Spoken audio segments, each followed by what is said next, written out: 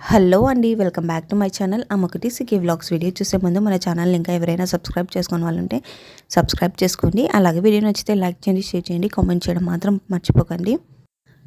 ఈరోజు వ్లాగ్ వచ్చేసి నా సీమంతం కోసమని అత్తరాసులు అనేవి చేస్తున్నాం అనమాట. సో మా అమ్మ వాళ్ళు మా అత్త వాళ్ళు ఇద్దరు కలిసి సీమంతం చేస్తున్నారు. అందుకని మేము కొన్ని చేస్తున్నాం అనమాట అత్తరాసులు. ఇక్కడ వచ్చేసి 300 వరకు అత్తరాసులు అనేవి ప్రిపేర్ చేస్తున్నాము. ఈ 300 అత్తరాసులు ప్రిపేర్ చేయడానికి ఎంత పిండి పట్టింది, ఎలా చేసాము, పాకు ఎలా పట్టుకోవాలి, ఇలా మొత్తం హోల్ ప్రాసెస్ అంతా నేను ఈ వీడియోలో పెడతాను. వీడియో కంపల్సరీ ఫుల్గా చూడండి. ఛానల్ ఇంకా ఎవరైనా సబ్స్క్రైబ్ చేసుకునే వాళ్ళు ఉంటే సబ్స్క్రైబ్ చేసుకోండి. ఈ అత్తరాసులు ప్రిపేర్ చేసుకోవడానికి మేము వచ్చేసి స్టోర్ బియ్యం తీసుకున్నాము, అంటే రేషన్ బియ్యం 3 పళ్ళు తీసుకున్నాము. పడికి వచ్చేసి కేజీన్నర రైస్ అనేది పడుతుంది అనమాట. ఇలా 3 పళ్ళ రైస్ని ఒకరోజు అంటే ముందు రోజు నైటే నానబెట్టుకున్నాం అనమాట. ఈ రైస్ వచ్చేసి కనీసం 12 అవర్స్ నానాలన్నమాట. మేము వచ్చేసి ముందు రోజు రాత్రి 8కి అలా నానబెడితే నెక్స్ట్ డే మార్నింగ్ 10కి అలా ఈ రైస్ అనేది వడపోసాం అనమాట. వడపోసిన తర్వాత ఇలా ఒక క్లాత్ వేసి క్లాత్ మీద ఆరబెట్టాలి. ఇలా రైస్ని వడపోసి ఆరబెట్టిన తర్వాత ఈ బియ్యం వచ్చేసి ఎక్కువగా ఆరబెట్టకూడదు, జస్ట్ కొద్దిగా తేమగా ఉండాలి. చూసారు కదా, ఇక్కడ నేను చూస్తున్నాను కదా, మన చేతికి ఇలా అతుక్కునేలా కొద్దిగా తడిగానే ఉండాలి. ఇలా ఉన్నప్పుడే ఈ బియ్యాన్ని మనం మెత్తగా ఇక్కడ వచ్చేసి మేము 3 పళ్ళ రైస్ తీసుకున్నాం కాబట్టి మిక్సీకి ఆడివ్వాలంటే చాలా టైం పడుతుంది. అంతలోపు పిండి మొత్తం ఆరిపోతుందని మేము వచ్చేసి డైరెక్ట్గా మిషన్కి అనేది వేయించామన్నమాట. ఇక్కడ చూసారా, పిండి కూడా ఇలా కొద్దిగా మెత్తగా వచ్చిందనమాట. పిండి ఆడిచేటప్పుడు ఇలా ప్రెస్ చేసుకోవడం మాత్రం మర్చిపోకండి, లేకపోతే పిండి త్వరగా ఆరిపోతుంది. ఇక్కడ వచ్చేసి నేను వచ్చిన తర్వాత ఇలా ప్రెస్ చేసి పెట్టానన్నమాట.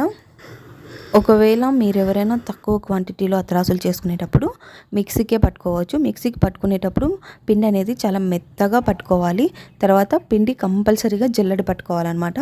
జల్లెడ పట్టుకున్న తర్వాత ఇలా ప్రెస్ చేసి తర్వాత దీనికి మూత పెట్టి పక్కన పెట్టేసుకుందాం. ఇప్పుడు అత్తరాసులు ప్రిపేర్ చేసుకోవడానికి పాకం కోసం ఆల్రెడీ బెల్లం వచ్చేసి ఇలా దంచి పెట్టుకున్నాను. నేను వచ్చేసి 3 పళ్ళ అత్తరాసులకి 4 kgs బెల్లం అనేది తీసుకున్నాను. అంటే కేజీ రైస్కి 3/4 kg బెల్లం తీసుకున్నాను. బెల్లంలో కూడా చాలా రకాలు ఉంటాయన్నమాట. అత్తరాసులకి ఇవ్వండి బెల్లం అంటే మనం నార్మల్గా తీసుకునే షాప్లో వాళ్ళు మంచి బెల్లం ఇస్తారు. కొంతమంది షుగర్ బెల్లం కూడా తీసుకుంటారు. దా బెల్లం వల్ల అత్తరాసులు అనేవి సరిగ్గా రావు. సో అందుకని మీరు స్పెషల్గా అడిగి మరీ తీసుకోండి. బెల్లం తీసుకునేటప్పుడు మాకు అత్తరాసుల కోసం బెల్లం ఇవ్వండి అంటే వాళ్ళు ఒక మంచి వెరైటీ అనేది ఇస్తారనమాట. ఇక్కడ వచ్చేసి తర్వాత పాకు పట్టుకోవడానికి ఈ బెల్లంలోకి కొన్ని వాటర్ అనేది వేస్తున్నాము. ఇక్కడ వచ్చేసి 4 kgs బెల్లం తీసుకున్నాం కదా, 4 గ్లాసెస్ వాటర్, అంటే ఒక వాటర్ గ్లాసెస్ ఉంటుంది కదా పెద్ద గ్లాస్, ఆ గ్లాస్తో వాటర్ అనేవి తీసుకున్నాను అనమాట. వాటర్ అనేది మరి ఎక్కువగా తీసుకోకూడదు. ఎక్కువగా తీసుకున్నారంటే పాకు రావడానికి చాలా టైం పడుతుంది. అత్తరాసులు కూడా కొద్దిగా క్రిస్పీగానే వస్తాయి, స్మూత్గా అలా రావన్నమాట. ఇక్కడ వచ్చేసి గ్యాస్ అనేది కొత్తగా తెచ్చామన్నమాట. ఏదైనా ఫంక్షన్స్కి కానీ ఎక్కడైనా తోటకి వెళ్ళినప్పుడు కానీ ఈ గ్యాస్ తీసుకొని వెళ్ళచ్చు, అక్కడ వండుకొని తినచ్చు, అలా బాగుంటుందని. సో ఫస్ట్ టైం యూజ్ చేస్తున్నాం కదా, అందుకని పూజ చేస్తున్నాం. ఆల్రెడీ మనం బెల్లంలో వాటర్ అనేది పోసి పెట్టుకున్నాం కదా, దాన్ని స్టవ్ మీద పెట్టేసుకొని ఇలా కలుపుకుంటూ ఉండాలి, లేకపోతే అడుగు అనేది అంటుకుంటుంది. ఇలా కలుపుతూనే ఉండాలి మొత్తం బెల్లం అంతా కరిగేంత వరకు. ఇక్కడ వచ్చేసి ఆల్మోస్ట్ బెల్లం అంతా కరిగిపోయింది అనమాట. ఇప్పుడు ఈ బెల్లం పాకాన్ని మనం ఒకసారి వడపోసుకోవాలి. ఎందుకంటే దీంతో చెరుకు పిప్పి కానీ లేకపోతే కొంచెం ఇసుక అలా ఉంటుందన్నమాట. బెల్లం తయారు చేసేటప్పుడు ఇలా కొన్ని పడతాయన్నమాట. అందుకని ఈ బెల్లం పాకాన్ని మనం ఒకసారి వడపోసుకోవాలన్నమాట. ఇక్కడ వచ్చేసి బెల్లం మొత్తం కరిగిపోయిన తర్వాత మేము అనేది ఒకసారి దీన్ని వడపోస్తున్నాము.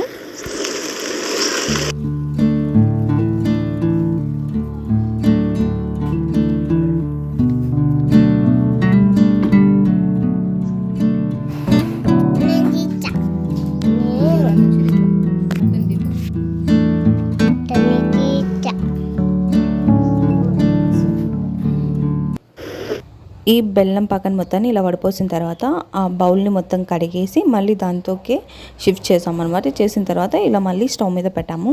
స్టవ్ మీద పెట్టిన తర్వాత ఇప్పుడు పాకం కోసం చూస్తున్నాం అనమాట. మనం ఎప్పుడు కలుపుతూనే ఉండాలి, లేకపోతే అడుగు అనేది అంటుతుందన్నమాట. ఇలా ఒక కట్టె తీసుకొని కట్టెతో తడుపుతూనే ఉండాలన్నమాట. ఇక్కడ వచ్చేసి ఆల్మోస్ట్ దగ్గరకు వచ్చేసేసింది, చూసారు కదా.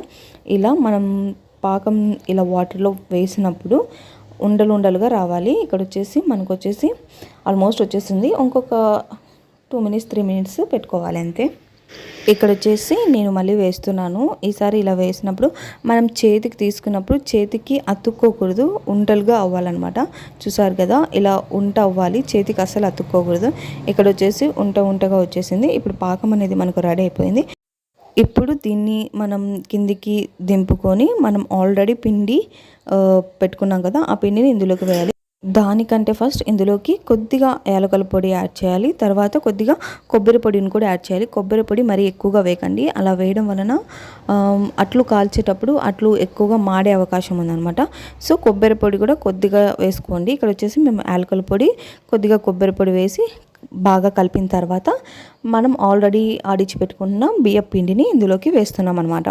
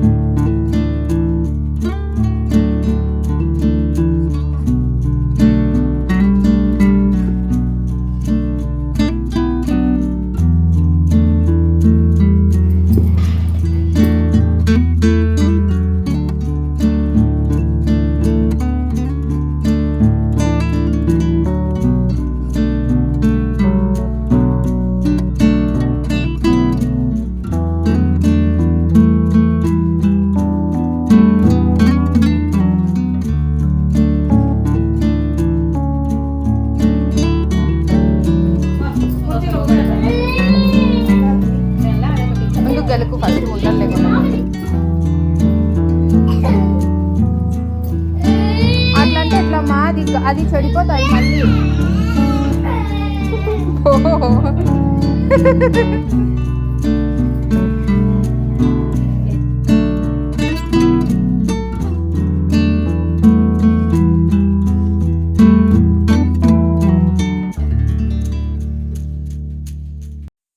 ఆల్మోస్ట్ పిండి మొత్తం కొంచెం కొంచెం వేసుకొని ఇలా ఉండలు లేకుండా బాగా కలుపుకోవాలి. ఇక్కడ వచ్చేసి మనం కలుపుకునేటప్పుడు సైడ్కి కొంచెం అయి ఉంటుంది కదా, అదంతా ఇలా గరిటెతో అనేసుకోవాలన్నమాట. ఇలా అనేసుకున్న తర్వాత దీనిపైన కొద్దిగా ఆయిల్ వేయాలి. ఆయిల్ వేయడం వలన మనం పిండి అట్లు కాల్చడానికి కొద్దిగా లేట్ అయినా పిండి అనేది గట్టి పడకుండా ఉంటుంది. మేము వచ్చేసి నెక్స్ట్ డే అత్తరాసులు చేయాలనుకున్నాం. అందుకని ఇలా ముందు రోజు ఆఫ్టర్నూనే ఇలా అత్తరాసుల కోసమని పాకం పట్టుకొని పెట్టుకున్నాం అనమాట.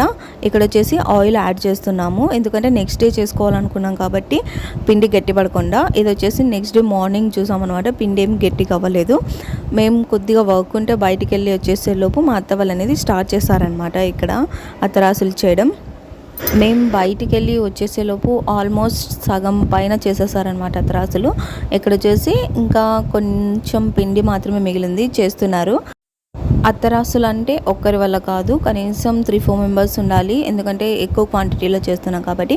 ఇక్కడ వచ్చేసి ఒకరు ఉండలు చేస్తుంటే, ఒకరు తడుతుంటే, ఒకరు కాలుస్తున్నారనమాట. ఇలా కాల్చిన తర్వాత దాంట్లోని ఆయిల్ మొత్తం పిండేసి ఒక ప్లేట్లకి వేసుకొని తర్వాత వీటిని ఆరబెట్టాలి, లేకపోతే ఒకదాన్ని ఒకటి అతుక్కుంటాయి అనమాట. ఇలా మనం ఎక్కువ గట్టిగా కాకుండా కొద్దిసేపు ఆరబెట్టుకొని తర్వాత అన్నీ ఒక బౌల్లోకి వేసుకోవాలన్నమాట.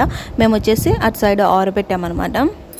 ఈ అతరాసులు ఇలా తట్టేటప్పుడు దానిపైన గసగసాలు యాడ్ చేయొచ్చు, లేకపోతే నువ్వులు కూడా యాడ్ చేయొచ్చు.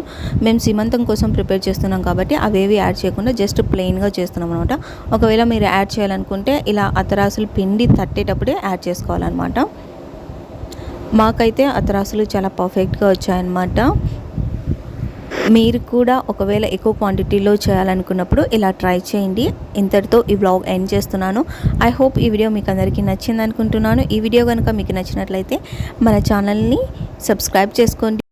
ఇక్కడ వచ్చేసి మొత్తం అన్నీ చేసిన తర్వాత నేను వచ్చేసి కౌంట్ చేశాను అనమాట. కౌంట్ చేస్తే 310 వచ్చాయి. అంటే మనకు పడికి 100 అయ్యాయి. మనం 3 పళ్ళ రైస్ తీసుకున్నాం కాబట్టి 300 అయ్యాయి అనమాట. మేము 300 చేయాలనుకున్నాము. కరెక్ట్గా మాకు 300 అనేది వచ్చాయన్నమాట. ఇంతటితో ఈ వ్లాగ్ ఎండ్ చేస్తున్నాను. ఐ హోప్ ఈ వీడియో మీకు అందరికీ నచ్చింది అనుకుంటున్నాను. ఈ వీడియో కనుక మీకు నచ్చినట్లయితే మన ఛానల్ని సబ్స్క్రైబ్ చేసుకోండి. అలాగే మీ ఫ్రెండ్స్ అండ్ రిలేటివ్స్ కూడా షేర్ చేయండి. వీడియో నచ్చితే లైక్ చేయండి, షేర్ చేయండి, కామెంట్ చేయడం మాత్రం మర్చిపోకండి. ఇట్లు Ammakutti CK vlogs. Thanks for watching.